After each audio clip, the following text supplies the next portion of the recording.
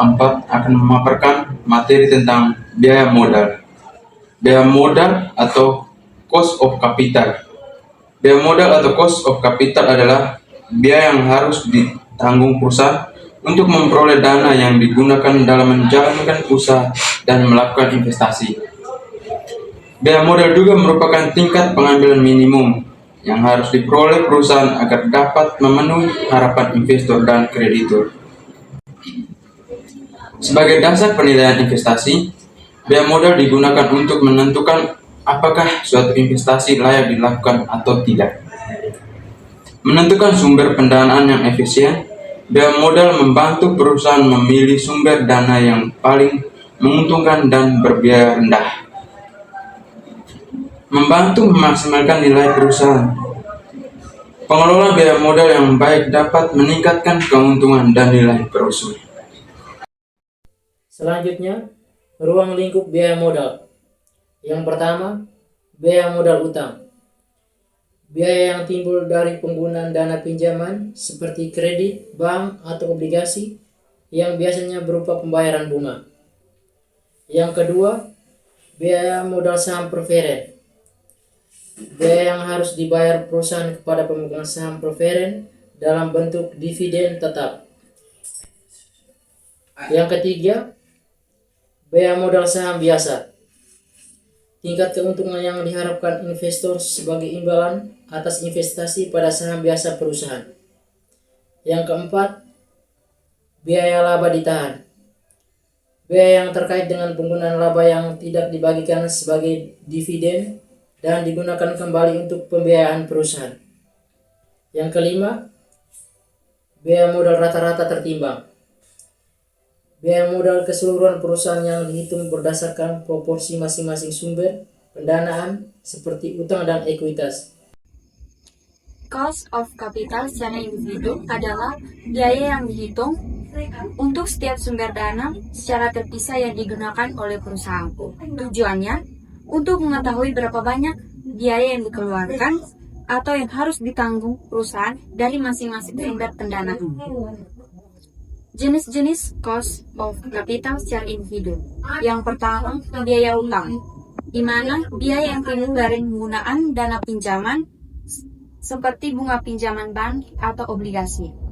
Yang kedua, biaya saham preferen, di mana biaya yang berasal dari kewajiban perusahaan membayar dividen tetap kepada pemegang saham preferen. Yang ketiga, biaya saham biasa. Tingkat keuntungan yang diharapkan investor atas investasi mereka pada saham biaya perusahaan. Yang keempat, biaya laba ditahan, di mana biaya penggunaan laba yang ditahan untuk membiayai kegiatan perusahaan daripada dibagikan sebagai dividen. Baik, di sini saya akan menjelaskan cash of capital secara keseluruhan. Apa itu cash of capital secara keseluruhan? Cash of capital secara keseluruhan adalah biaya rata-rata yang digunakan oleh perusahaan atau seluruh sumber dana yang digunakan, baik dari utang ataupun modal itu sendiri. Biaya ini menunjukkan tingkat pengambilan yang maksimal oleh perusahaan sehingga dapat memenuhi harapan para penyedia dana. Tadi saya sudah menjelaskan pengertian dari cash of capital secara keseluruhan. Di sini saya akan menjelaskan lagi 3 cash of capital secara keseluruhan. Yang pertama adalah weighted average cost of capital, yaitu biaya rata-rata tertimbang yang dihitung berdasarkan proporsi setiap sumber dana, seperti utang, saham, dan ekuitas. Yang kedua adalah marginal cost of capital, yaitu biaya modal untuk memperoleh tambahan dana baru yang digunakan perusahaan untuk menambah pendanaan seperti investasi dan ekspansi. Yang ketiga adalah composite cost of capital, yaitu biaya modal gabungan dari seluruh pembiayaan perusahaan yang dipandang sebagai satu kesatuan. Terima kasih. Nah, selanjutnya kita masuk ke dalam bagian perhitungan. Dapat dilihat pada contoh soal berikut. Dalam soal ini, PT Maju Jaya membutuhkan modal sebesar 1 miliar rupiah yang berasal dari 3 sumber pendanaan, yaitu obligasi sebesar 300 juta rupiah, saham preference sebesar 200 juta rupiah, dan saham biasa sebesar 500 juta rupiah.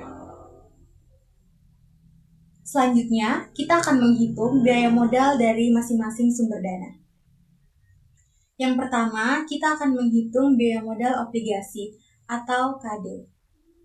Nah, untuk rumus dan juga informasi simbol dapat dilihat pada slide di PPT. Diketahui nilai obligasi sebesar Rp100.000, tingkat bunga 12%, harga jual obligasi Rp95.000, umur obligasi 5 tahun, dan tarif pajak sebesar 25%. Langkah pertama yang harus kita lakukan adalah kita harus menghitung bunga tahunan obligasi. Bunga tahunan diperoleh dari tingkat bunga obligasi sebesar 12% dikalikan dengan nilai nominal obligasi sebesar Rp100.000. Sehingga diperoleh Rp100.000 kita kalikan dengan 12%, maka hasilnya Rp12.000. Jadi, bunga tahunan obligasi atau nilai I adalah Rp12.000. Langkah kedua adalah kita menghitung bunga setelah pajak. Karena tarif pajak perusahaan sebesar 25%, maka 12.000 kita kalikan dengan 1 dikurang 25%. Hasilnya 12.000 dikali 0,75 sama dengan Rp9.000. Langkah ketiga adalah menghitung selisih antara nominal dan harga jual obligasi. Nilai nominal obligasi sebesar Rp100.000, sedangkan harga jualnya sebesar Rp95.000. Sehingga Rp100.000 dikurang dengan Rp95.000, hasilnya adalah Rp5.000. Karena umur obligasi adalah 5 tahun, maka Rp5.000 tadi kita bagikan dengan 5 tahun, hasilnya Rp1.000. Langkah keempat adalah kita menjumlahkan kedua hasil tersebut. Rp9.000 ditambah dengan Rp1.000, hasilnya adalah Rp10.000. Langkah kelima adalah kita menghitung rata-rata dana yang diterima oleh perusahaan. Nah, Rp100.000 kita tambah dengan Rp95.000, lalu kita bagi 2. Hasilnya adalah Rp97.500. Dan langkah terakhir adalah hasil pada pembilangan dibagi dengan hasil pada penyebut. Rp1.000 kita bagi dengan Rp97.500. Hasilnya adalah 0,1025 atau kita persenkan menjadi 10,26%. Artinya, setiap dana yang diperoleh perusahaan dari obligasi memiliki biaya sebesar 10,25% per tahun. Selanjutnya, kita akan menghitung biaya modal saham preference atau KP. Nah, untuk rumus dan juga keterangan simbol dapat dilihat di slide pada PPT. Diketahui, dividen saham preference sebesar Rp2.000 per lembar dan harga saham preference sebesar Rp20.000 per lembar. Langkah perhitungannya adalah membagi dividen saham preference dengan harga saham preference. Jadi, Rp2.000 kita bagi dengan Rp20.000, maka hasilnya adalah 0,10 atau 10%. Jadi, biaya modal saham preference atau KP adalah sebesar 10%. Artinya, perusahaan harus memberikan tingkat pengembalian sebesar 10% kepada pemegang saham preference. Selanjutnya, kita akan menghitung biaya modal saham biasa atau KE. Diketahui, dividen saat ini sebesar Rp2.500, harga saham biasa Rp25.000, dan tingkat pertumbuhan dividen sebesar 4%. Langkah pertama adalah kita menghitung dividen tahun depan atau D1. D1 diperoleh dari dividen saat ini dikalikan 1 ditambah tingkat pertumbuhan dividen. Jadi, Rp2.500 kita kalikan dengan 1 ditambah 0,04. Hasilnya adalah Rp2.600. Jadi, dividen tahun depan yang diperkirakan diterima investor adalah sebesar Rp2.600.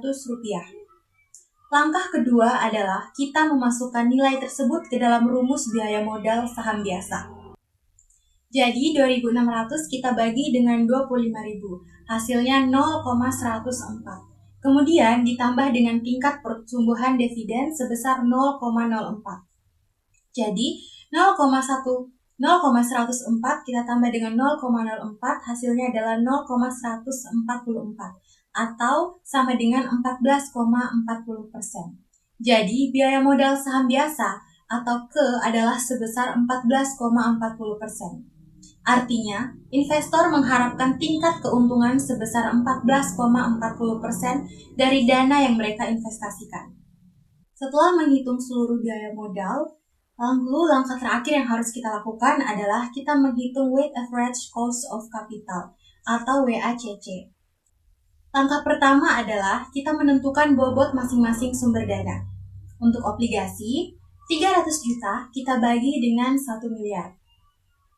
Hasilnya 0,30 atau 30%.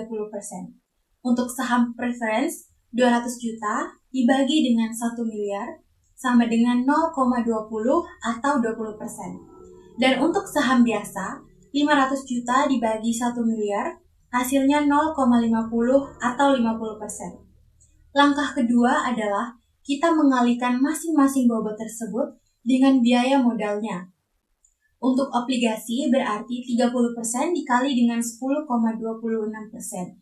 Hasilnya 3,078%. Saham preference 20% dikali 10%, hasilnya 2%. Saham biasa 50% dikali dengan 14,40%, hasilnya 7,20%.